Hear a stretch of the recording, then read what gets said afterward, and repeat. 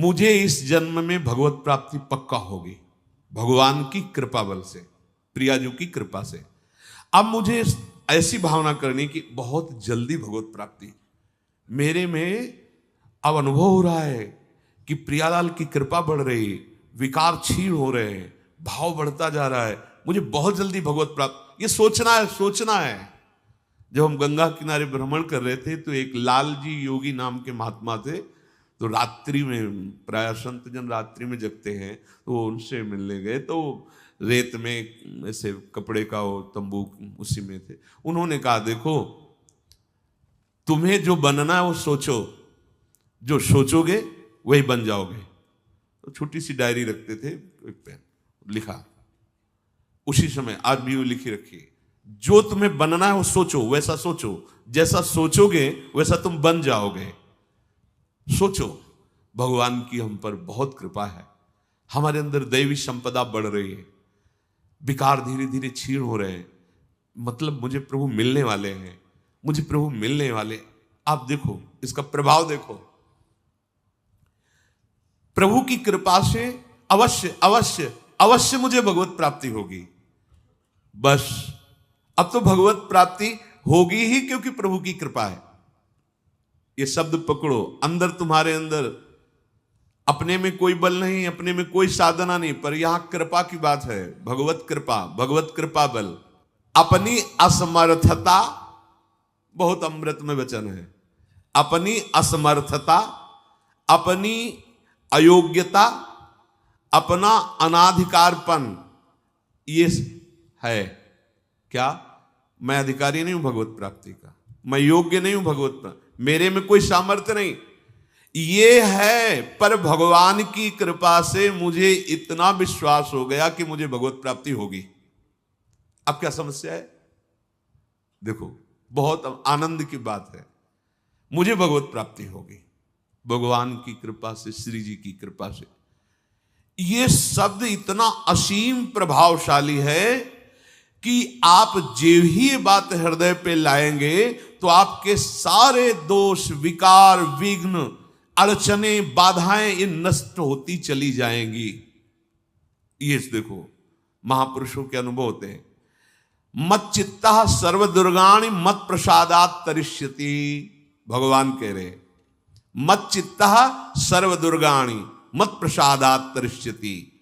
सारे के सारे विघ्न, सारे के सारे दोष, सारे की सारी भगवत प्राप्ति में जो अड़चने हैं वो भगवान की कृपा प्रसाद से नष्ट हो जाएंगी और मुझे भगवत प्राप्ति होगी। मत चित्ता सर्व दुर्गाणि मत प्रसादात, साधन प्रसादात नहीं कह रहे यहां, समझो, मत प्रसादात तरिष्यति, तू तर जाएगा मेरे कृपा से। ये मेरे प्रभु की घोषणा है कि मेरे प्रसाद से, मेरे अनुग्रह से तुम्हारे सारे विघ्न नष्ट हो जाएंगे और तुम त्रिगुणात्मिका माया को लांघ करके मेरे को प्राप्त कर लोगे। बस मेरी कृपा पर विश्वास करो, मेरी कृपा पर मत चित्त बन जाओ, अपने चित्त को मेरे में अर्पित कर दिया। प्रभु की कृपा का भरोसा इतनी जल्दी दिव्य सद्गुण लाता है, ये पक्की बात है। जो दिव्यता आती है भागवतिक, वो भगवत कृपा से आती है, और ये कृपा तभी अनुभव में आती है, तो पर अनुभव में तभी आती है जब ये बात आ जाती है कि मैं असमर्थ हूं, मैं अयोग्य हूं, मैं अनाधिकारी हूं। पर भगवान की कृपा है, प्रभु की कृपा है हम पर, अब मुझे निश्चित भगवत प्राप्ति होगी। ये तीन बातें जीवन में आना बड़ा कठिन होता है, असमर्थ हूं, अयोग्य हूं, अनाधिकारी हूं। जब ये बात आ जाएगी ना तो तृणादपि सुनी चिन्ह अपने आप आ जाएंगे, अपने आप पूरा सूत्र भागवती को उतर जाएगा, क्योंकि मैं अनाधिकारी हूं, मैं योग्य नहीं हूं। पर भगवान कृपा का ये है कि उनके नाम, उनके रूप, उनके धाम, उनकी लीला की तरफ ये हृदय जा रहा है, वो अपनी तरफ घसीट रहे, पर मैं अनाधिकारी हूं। इससे क्या होगा? अहम खत्म हुआ, दैन्यता जागृत हुई, और भगवद आश्रय होने से हम जिसका आश्रय लेते हैं उसका प्रभाव होता है। जैसे अभी हम शरीर का आश्रय लिए हैं, तो देख लो हालत क्या की हुई है। ये शरीर, ये संसार विषम कहा गया है। देखो कैसी हृदय की जलन, अशांति, भोग, वासनाएं, ये सब किसके आश्रय से? शरीर आश्रय से। अभी भगवद आश्रय, अंदर से भगवद आश्रय, अंदर की बात है। यहां मैं अनाधिकारी हूं, योग्यता मेरे में नहीं है, मैं किसी योग्य नहीं हूं, पर प्रभु की कृपा हम पर है, निश्चित मुझे भगवत प्राप्ति होगी। कह रहे इसका इतना बड़ा प्रभाव है कि इसमें जो सामर्थ्य जागृत होती है, भागवतिक सद्गुण जागृत होती है, वो किसी साधना से नहीं, इससे बढ़कर कोई दूसरा उपाय नहीं है। विश्वास भगवत कृपा पर। तुलसीदास जी भी महाराज कहते हैं कि वस्तुतः मेरे में कुछ नहीं है, पर है तुलसी प्रतीत एक प्रभु मूर्ति कृपामयी है। मेरे में ऐसा कोई सद्गुण नहीं कि मैं अपने प्रभु को रिझा सकूं, पर यह विश्वास है कि मेरे प्रभु कृपा में है, कृपा मूर्ति है। अपने साधनों पर जो विश्वास करता है, अपनी जितेंद्रियता पर जो विश्वास करता है, वो गिर सकता है। लेकिन जिसको अपनी अयोग्यता का भान हो गया है और प्रभु का भरोसा हो गया है, उसे कोई नहीं गिरा पाएगा, पक्का। बच्चा बन जाओगे, अयोग्य हूं, पर आपका भरोसा, तो कोई प्रश्न नहीं आएगा जीवन में। अगर प्रश्न आता है तो आप वाणी से बच्चा कहते हो, लेकिन अंदर अहंकार है, वो अंतर्यामी सदगुरु जानता है। मोमन कबहु तुम्हें ही ना लागो, ज्यों छल छाण स्वभाव निरंतर रहत विषय अनुरागो। अगर हम अपने साधन की बात करें तो वह अच्छा साधन तो विषय का कर रहा है मन। देखो हम कभी पद्मासन लगा के किसी विषय का ध्यान नहीं करते, बहुत सुंदर बात। मोमन कबहु तुम्हें ना लागो, ज्यों छल छाणी स्वभाव निरंतर रहत विषय अनुरागो। भक्ति में तो छल कर रहा है, लेकिन विषय चिंतन में छल नहीं कर रहा है, ईमानदारी से सच्चाई से विषय चिंतन कर रहा है। मेरा मन हे प्रभु कभी आप में ऐसे नहीं लगा जैसे विषय में ये छल छाड़ कर स्वाभाविक लगता है। विषय में कभी किसी को मन लगाना नहीं पड़ता है। देखो, विषय में कभी किसी को मन लगाना नहीं पड़ता, स्वाभाविक लगा रहता है, निरंतर लगा रहता है और अटल लगा रहता है। देखो, अटल का मतलब बस वो यही शब्द स्पर्श रूप रस गंध इन्हीं में घूमेगा। कभी वो हट करके ऐसे प्रभु में लगा जैसा विषयों में लगा है। ज्यों छल छाण स्वभाव निरंतर रहत विषय अनुराग्यो। मेरे मन की दशा, मेरे इंद्रियों की दशा आपके अनुकूल नहीं है प्रभु, ये विषय के अनुकूल है। पर प्रभु मेरे मन में एक विश्वास हो गया है कि आपकी मूर्ति कृपामयी है और जीव ने नाम की ओट ली है तुलसी प्रतीत एक प्रभु मूर्ति कृपामयी है, और नाम की ओट जीव ने ले ली है। बस अब सब कुछ हो जाएगा। चौथी बात, प्रत्येक प्राणी में, संसार की प्रत्येक वस्तुओं में मेरे प्रभु समाये हुए हैं। यहां सिद्धावस्था आती है। ये तीन बातें बहुत जोर की। पहली है भगवत स्मृति, इसी में सब कुछ हो जाता है, पर बड़ा कठिन है, इसलिए नाम जप जिह्वा के द्वारा, उसमें भी बहुत, कहां रोज नाम महिमा सुनते हैं, इतनी प्रीति कहां हो रही। तो बोले तीसरी बात पकड़ लो कि हम पर प्रभु की बहुत कृपा है और भगवत कृपा से मुझे इसी जन्म में मुझे भगवत प्राप्ति होगी। चौथी बात, ये बहुत ही आवश्यक है, क्योंकि अगर ये नहीं तो भजन करना कठिन, बचाना कठिन, पचाना कठिन। इससे भजन तुम्हारा पच जाएगा, तुम सिद्ध हो जाओगे। जैसे चावल सिद्ध हो जाता है तो कहीं भी दबाओ, उसमें कड़ापन नहीं रहता। ऐसे जो सिद्ध हो जाता है तो उसके हृदय में कठोरता नहीं रहती, प्रेम से द्रवित हृदय होता है, कठोर हृदय में ही काम, क्रोध, लोभ, मोह, मद, मत्सर रहते हैं। शुष्क हृदय में, द्रवित हृदय में नहीं रहते। प्रत्येक प्राणी, संसार के प्रत्येक वस्तु में मेरे भगवान विराजमान है। कोई ऐसी जगह नहीं जहां भगवान ना हो। ये बैठालना है, हमें दिखाई दे रहा है, माइक है, दिखाई दे रहा है ये, लेकिन जब सृष्टि नहीं थी तो ये माइक नहीं था। जब सृष्टि नहीं रहेगी तो माइक नहीं रहेगा। बीच में माइक जो दिखा रहा है कौन? जो सृष्टि के पहले था, जो सृष्टि के बाद में था, वही बीच में भी मत्ता पर तरम नान्यत किंचिदस्ति, किंचन मात्र, कुछ और नहीं, मेरे प्रभु बने हुए हैं। प्रहलाद जी की सिद्धावस्था यही तो हुई थी गुरुदेव नारद की कृपा से, कि सर्वत्र भगवान है। तो खंभे से भी नरसिंह भगवान, नामदेव जी कुत्ते से भगवान को प्रकट कर लिया, श्वान में भी भगवान, भूत में भी भगवान। ये चौथी सिद्धावस्था है। उपासक को ये विचार हर समय रखना है कि हमारे सामने जो वस्तु है इस रूप में भगवान ही है, कुछ भी ऐसा नहीं, सब कुछ स्वयं भगवान बने हुए हैं। सच्ची बात है, वही बने हुए हैं। ये छुपा छुपी का खेल खेल रहे हैं, बस आपको पहचानना है। मैं फिर दोहरा के बात कहता हूं, आप इस बात को पकड़ लीजिए। आपके सामने कोई भी कार्य की वस्तु आए या व्यक्ति आए या दृश्य आए, आपको सबसे पहले उसमें भावना करनी है, मेरे प्रभु विराजमान। जैसे हरिवंश महाप्रभु क्रूर है, पापी है, दुष्ट है, संभाषण योग्य भी नहीं, पर उसके हृदय में राधा वल्लभ लाल हैं, भावना को, ये बहुत जल्दी काम बन जाने वाली बात है। मानो आप गृहस्थ में, आपका लड़का सामने आया, आपकी पत्नी सामने आए, आपके कोई मित्र सामने आए, आपको पहले याद करना है, इनके हृदय में राधा वल्लभ लाल विराजमान। वस्तुता वही है पूरे, पर हमें पहली भावना करनी है।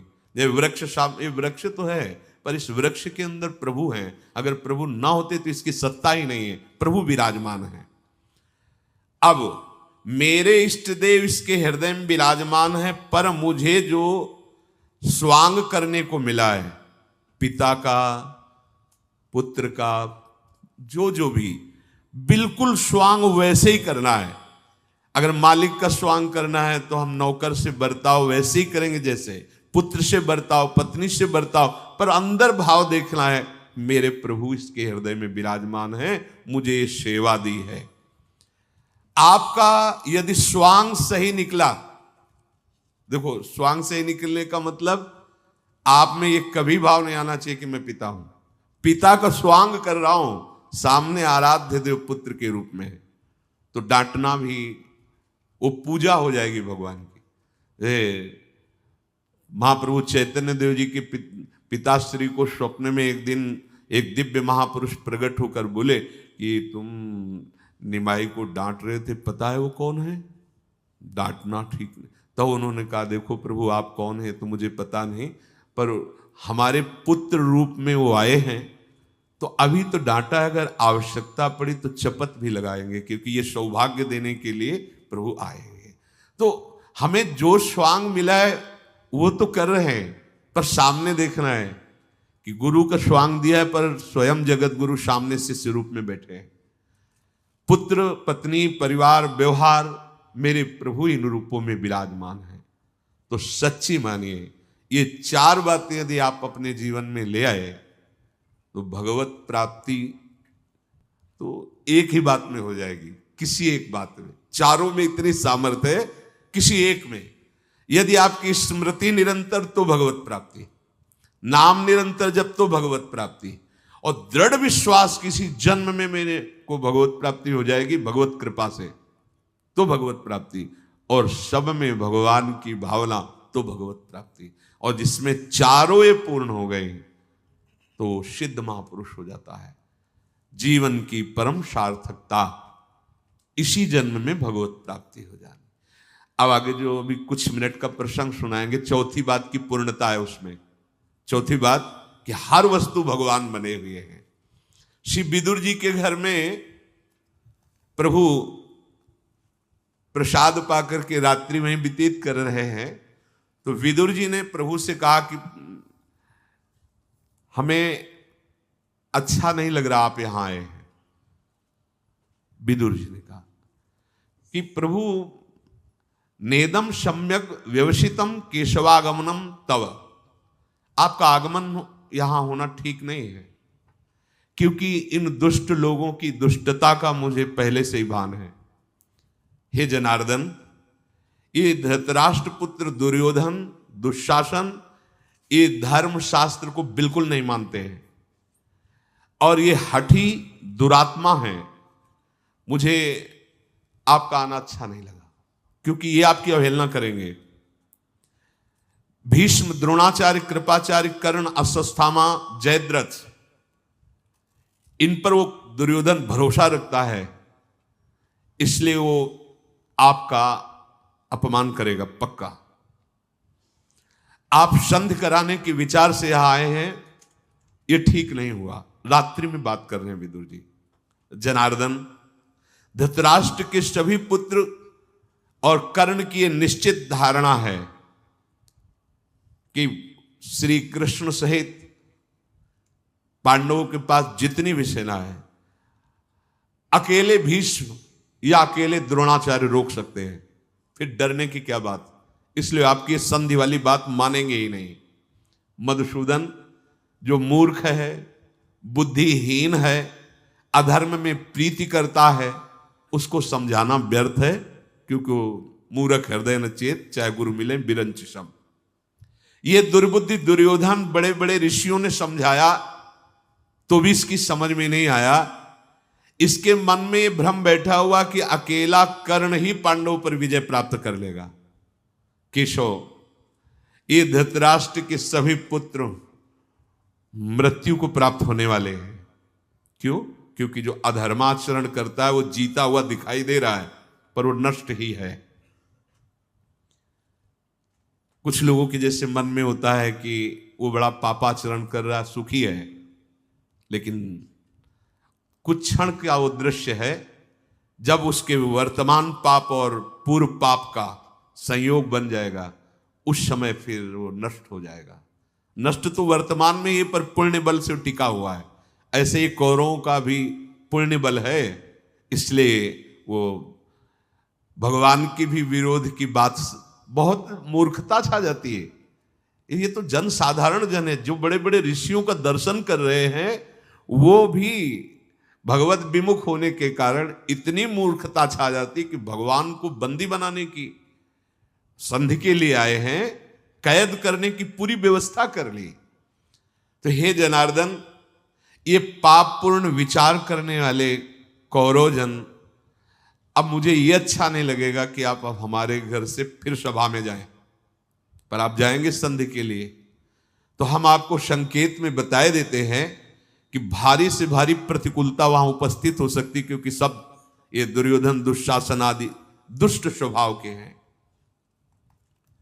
विदुर जी महाराज प्रभु श्री कृष्ण से कहा, हे कमल नयन, आपके दर्शन से मेरा सौभाग्य हुआ, पर मैं जो बात कही कि आपका आना यहां उचित नहीं है, वो केवल अपनी प्रियता के कारण कही है।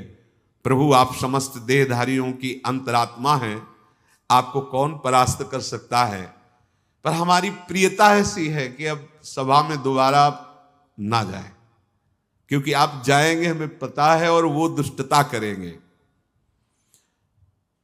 पूरी रात व्यतीत हुई, सुबह भगवान अपनी दिनचर्या की, इतने में देखा कि शकुनी और दुर्योधन विदुर जी के घर आए।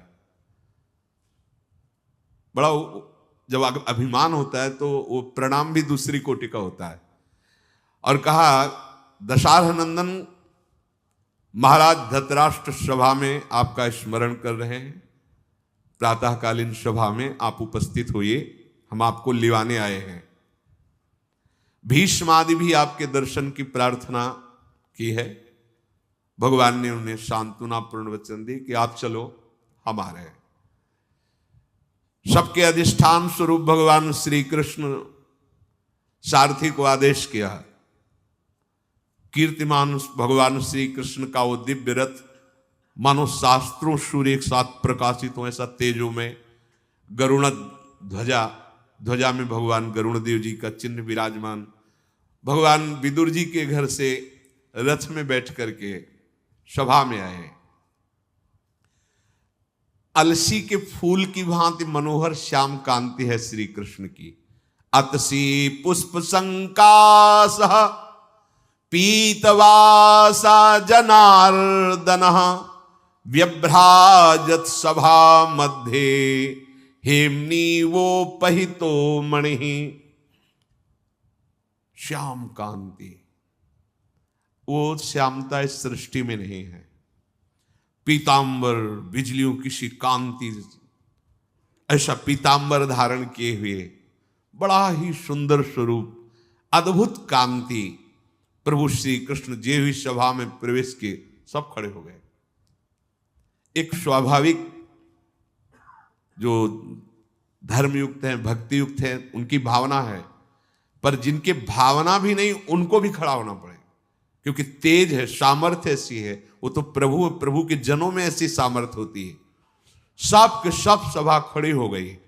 जैसे रावण की सभा में जैसे अंगद प्रवेश करते या हनुमान जी प्रवेश करते, आश्चर्यचकित होकर के सब यंत्रवत, क्योंकि भागवतिक शक्ति, ये तो स्वयं भगवान है।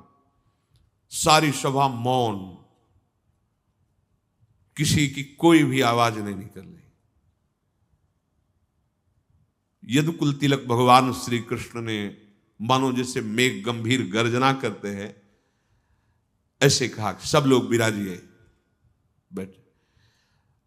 धृतराष्ट्र जी से कहा, भरत नंदन, मैं आपसे यहां विनय करने के लिए आया हूं कि आप क्षत्रिय वीरों का संहार करवाने वाले मत बने। पांडव भी आपके पुत्र हैं, आप शांति का स्थापन करें, अर्थात संधि स्वीकार करें। नरेश, आपके कल्याण के लिए सिर्फ मैं बोल रहा हूं। ये भगवान इसलिए कह रहे कि मैं कोई भयवश प्रार्थना करने नहीं आया हूं, आपके कल्याण के लिए। क्योंकि जितनी जानने योग्य बातें हैं वो सब आप जानते हो। धृतराष्ट्र से कहा, कुरुनंदन, ये तुम्हारा पुत्र जो दुर्योधन है, ये धर्म के विरुद्ध आचरण करने वाला पापात्मा है, और इसका अनुसरण आप कर रहे हैं। इसका मतलब है कि सर्वनाश निश्चित होना है। पर आपको हम इस भयंकर विपत्ति से बचाना चाहते हैं। आप इस दुष्ट की उपेक्षा कर दीजिए और पांडवों को अपना लीजिए, तो भूतल के क्षत्रियों का संहार रुक जाएगा। यदि आप चाहते हैं कि ये भयानक विनाश लीला ना हो, तो आप दोनों पक्षों में शांति स्थापना करने के लिए पांडवों को सम्मानित कीजिए, बुलाइए और आधा राज्य वापस कर दीजिए। इस समय मैं संधि कराने के उद्देश्य से आपके पास आया हूं। आप अपने पुत्रों को मर्यादा में रखिए और पांडवों को मैं नियंत्रण में रखूंगा, तो जनसंहार बच जाएगा। और यदि राजन आप अपने पुत्रों को शासन में नहीं रखते, तो मैं तो प्रयत्न करने आया ही हूं संधि का, पर इसमें आपको ये बता देता हूं कि कोई नहीं बचेगा। ये जो आप गर्व करके 11 अक्षौणी सेना और सब, कोई नहीं बचेगा। पांडवों के साथ वैर करने वाला कोई भी त्रिभुवन में हो, उसका परिणाम अच्छा नहीं होगा, भगवान बोल रहे हैं।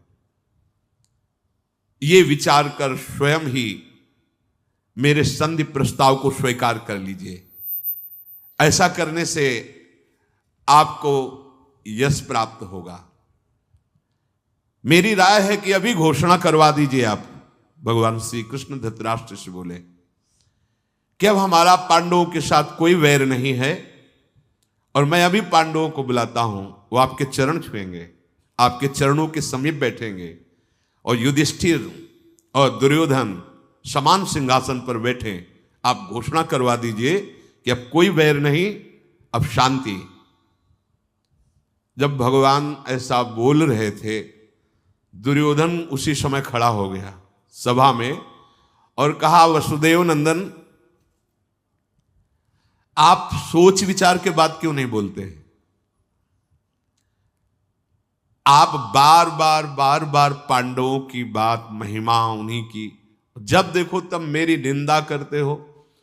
मैं देखता हूं कि विदुर जी, पिताश्री, आचार्य, पितामह, भीष्म, ये सब तुम्हारी बातों में आ जाते हैं, परंतु मैं तुम्हारी बातों में आने वाला नहीं। बुद्धि जब भ्रष्ट हो जाती तो इसे कहते हैं बुद्धि भ्रष्ट होना। पांडवों को जुए का खेल जब नहीं आता था तो क्यों खेले, और उसमें खेले, मेरे मामा ने विजय प्राप्त करवा दी, तो मेरा इसमें दोष क्या है? अब मैं क्यों राज्य वापस करूं? मैंने जीता है। हम लोग किसी भी भयंकर कर्म करने वाले से भयभीत नहीं होते। भगवान से बात कर रहा है दुर्योधन। हम क्षत्रिय हैं, युद्ध के भय से साक्षात देवराज इंद्र भी आ जाए तो मैं नतमस्तक नहीं होऊंगा। श्री कृष्ण, मैं क्षत्रिय धर्म को जानने वाला हूं। भीष्म, द्रोण, कृपाचार्य, कर्ण, ये मेरे पक्ष में है। बड़े से बड़े देवता भी इनको नहीं जीत सकते, फिर आप मुझे भयभीत क्यों कर रहे हैं?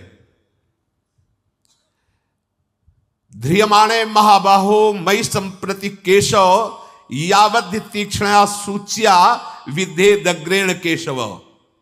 जितने से सुई चुभोई जाती है उतनी नोक की जगह भी आप संधि कराने आए, सुन ले, बिना युद्ध के मैं नहीं दूंगा, सुई के अग्रभाग भर भी नहीं दूंगा।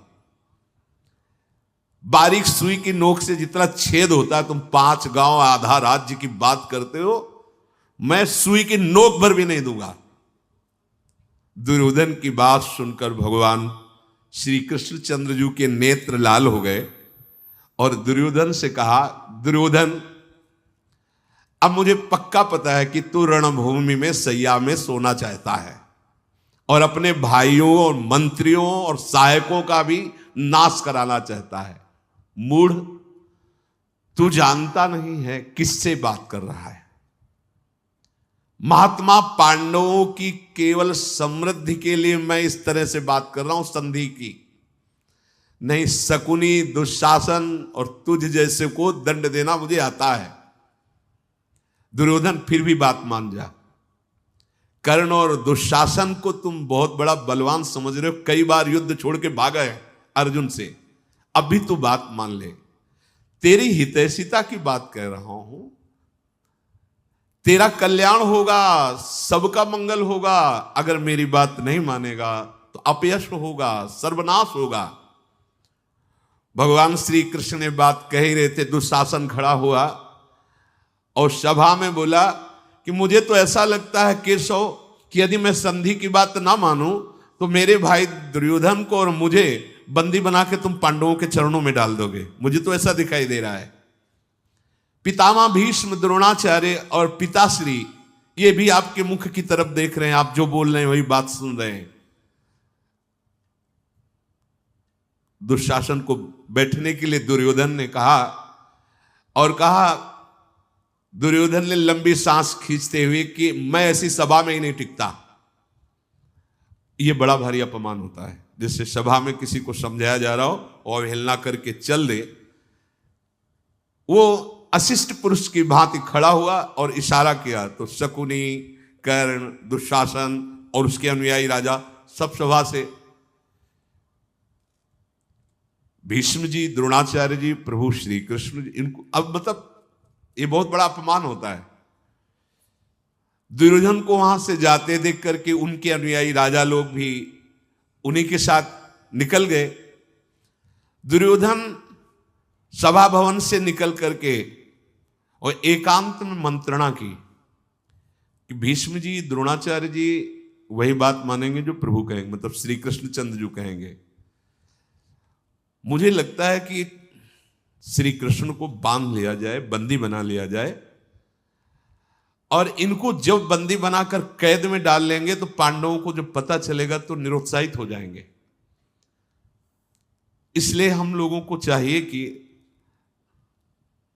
बहाने से सभा में चलें और श्री कृष्ण को कैद कर लें, बंदी बना लें,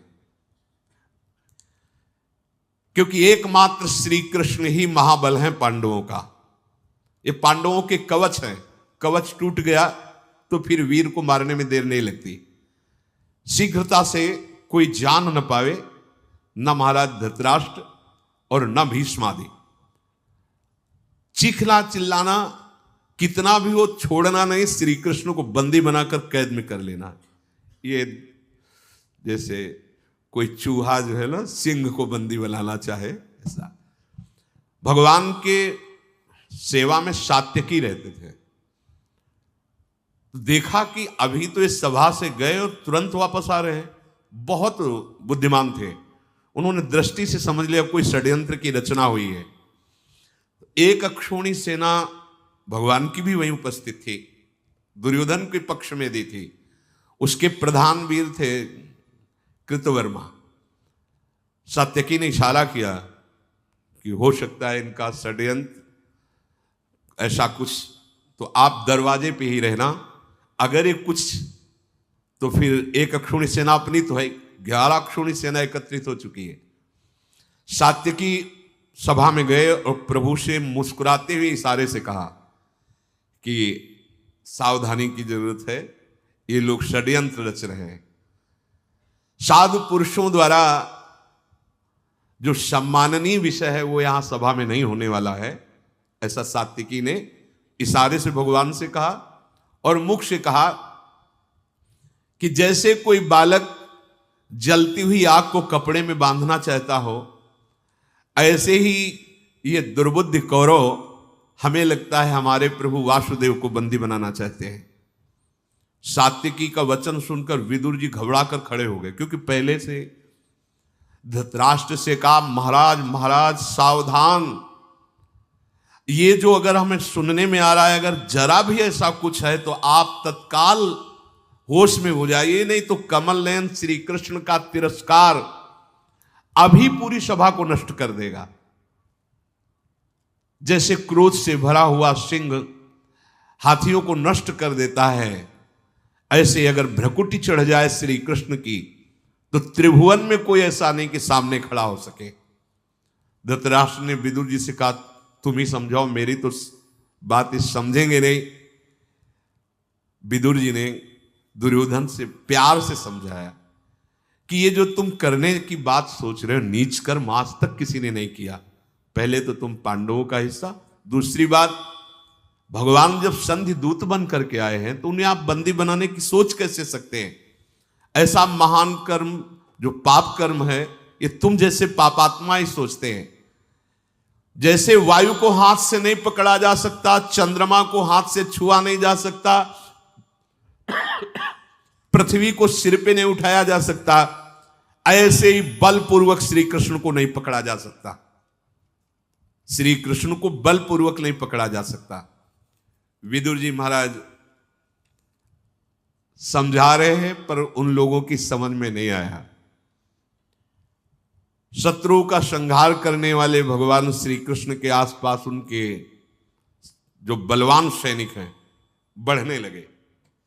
भरी सभा में भगवान श्री कृष्ण ने देखा है तो वास्तविक बंदी बनाने के लिए आ रहे। प्रभु श्री कृष्ण ने अट्टहास करके, एक हंसी होती है एक अट्टहास, सभा में अट्टहास करके कहा रे मूर्खो, तुम मुझे अकेला समझते हो, मुझे बंदी बनाकर तिरस्कार करना चाहते हो, देख मैं कौन हूं। ये जी ही भगवान ऐसा बोले, भगवान के अनंतों शरीर प्रकट होने लगे। विराट रूप पहला सभा में विस्तार होने लगा शरीर का, और अग्नि की ऐसी ज्वालाएं प्रकट होने लगी। आदित्य, साध्य, वसु, अश्विनी कुमार, इंद्र सहित मरुद्गण, विश्वदेव, यक्ष, गंधर्व, नाग, राक्षस सब भगवान के अंगों में प्रकट होने लगे। लोकपाल जितने सब कांप रहे। भीष्म जी दिव्य दृष्टि भगवान ने जिन जिनको दी है वही देखकर सह पा रहे हैं, लेकिन जितने और भी राजा तो सब मूर्छित हो रहे हैं। एक तरफ भगवान की दाहिनी भुजा से बलराम जी, बाईं भुजा में अर्जुन गांडीव धनुष धारण किए हुए, भीमसेन, युधिष्ठिर, माद्री नंदन, नकुल, सहदेव, प्रद्युम्न, वृष्णिवंशक, अंधकवंश, जितने भी महान बलशाली सब भगवान के अंगों में प्रकट हो रहे हैं।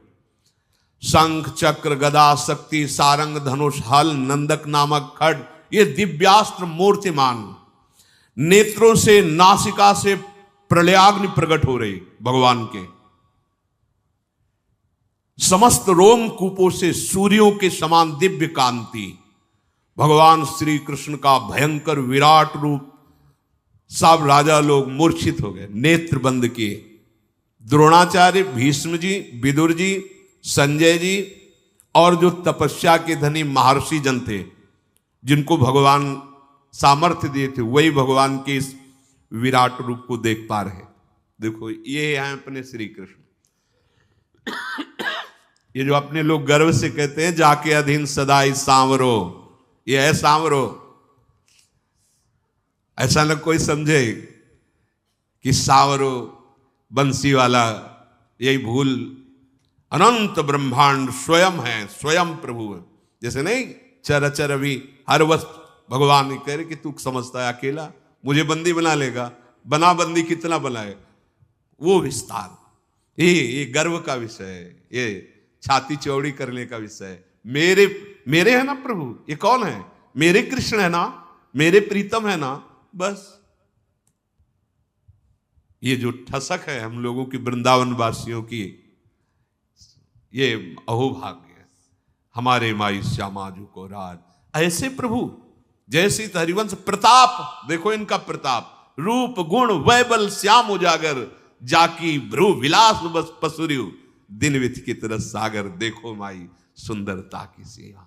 ऐसे प्रभु जिनके अधीन है, वो हमारी लाडली, जो हमारी स्वामिनी है, हमारी प्रिय सखी है। अपने को ये सदैव ध्यान रखना है, ना तो भयभीत होना है, ना तो हमें अन्य आश्रय लेना है।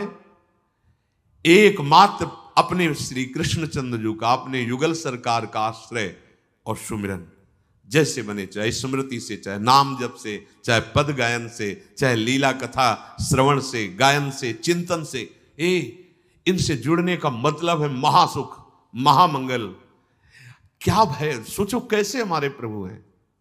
ये बात अगर तुम्हारे हृदय में बैठ गई कि हमारे प्रभु कैसे हैं, कितना बल है, कैसे महान है। अब हमें किसी की जरूरत है, किसी संरक्षक, किसी अंगरक्षक या किसी सहयोगी की? अरे मेरे प्रभु अनंत। देखो वेद कहता है शास्त्र शीर्षा पुरुखा शास्त्राक्षा शास्त्रपात, ऐसे महान होते हुए भी इतने विराट हैं कि सब उन्हीं में समा गए। कोई एक कण नहीं है जहां वो ना हो। इतने छोटे हैं अणुअणियान और इतने बड़े हैं महतो महियान। ऐसे में प्रभु का दास हूं। भला ऐसा दासत्व हृदय में धारण करने के बाद किसी से घिघियाने की जरूरत है, किसी से सहारा मांगने की जरूरत है, किसी से फोन मिलाने की जरूरत है कि? अरे आश्चर्य की बात बताता हूं, जो सामर्थ्य प्रभु के प्रति विश्वास कर लेने से वो किसी भी साधना में नहीं, ये आपको समझ में नहीं आएगी। अगर आ जाए तो कुछ करना ही नहीं है प्यारे, कुछ नहीं करना है, सब वो बैठ के करवा लेंगे। वो हृदय में भरोसा कर लो। इतने महान हमारे प्रभु स्वामी हैं, इतने महान हैं। ये बात बैठालनी हृदय में। अब मुझे किसका भरोसा चाहिए, किसका आश्रय चाहिए? ऐसे हमारे तो प्रीतम है और ऐसे प्रीतम प्यारी जी के अधीन है। अगर हमारी प्यारी जो थोड़ा सा भ्रकुटी बंक कर ले तो ये महाराज जिनकी बात आप सुन रहे हो कि बड़े बड़े लोकपाल देवता सब कांप रहे हैं भगवान की स्वरूप को देख करके, वो प्रभु सखियों की प्रणति होते हैं, दूसरा उपाय नहीं है। सखियों की प्रणति होकर उनकी कृपा प्रसादी के लिए सखियों की। अब वो कैसे है? इसलिए बहुत बढ़िया अवसर मिला है राधा नाम जपने का सौभाग्य। जो लोग कहते हैं राधा नाम, ये है राधा नाम जो ऐसे को अधीन कर रहा है। कह रहे हैं मुझे खरीदना चाहो तो मेरा मूल्य है राधा नाम। श्री कृष्ण चंद्र जी कह रहे राधा राधा राधा राधा।